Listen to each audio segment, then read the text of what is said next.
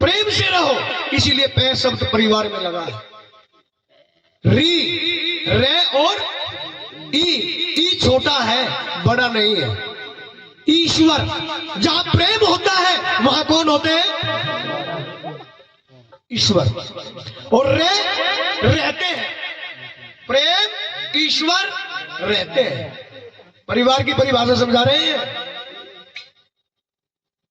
फिर बना बे, जिस इंसान ने अपना वक्त नहीं पहचाना, जिस औलाद ने अपने माँ बाप का समय नहीं पहचाना कि घर में हमारे पिताजी शाम को गन्ना की खेती करके या किसी के यहाँ बेलदारी करके कमा के लाया है और हम हवा में उड़ा रहे हैं, वो औलाद नहीं।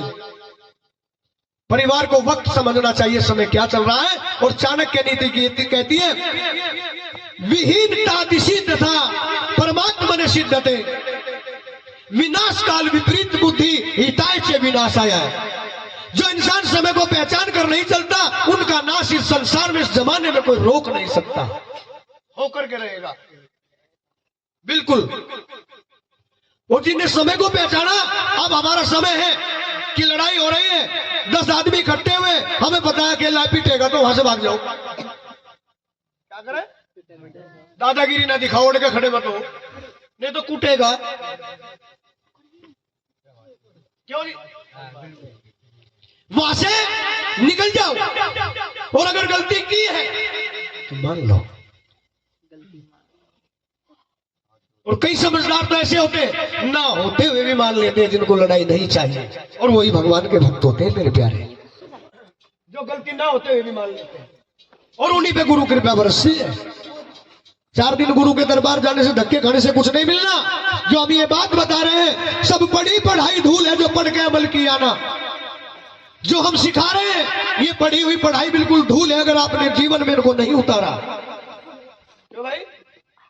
सब पढ़ी पढ़ाई धूल है, जो पढ़ के अमल किया ना।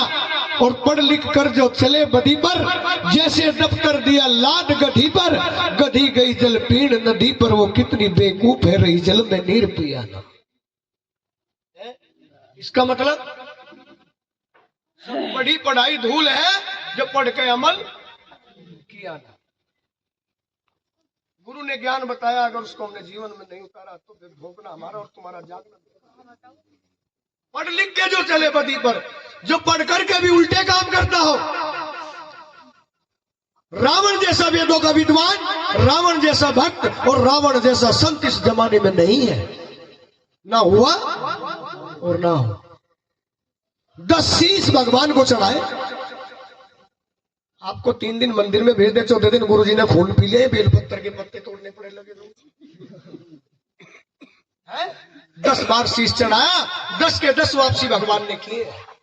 10 आनंद कहलाया, कहलाया नहीं।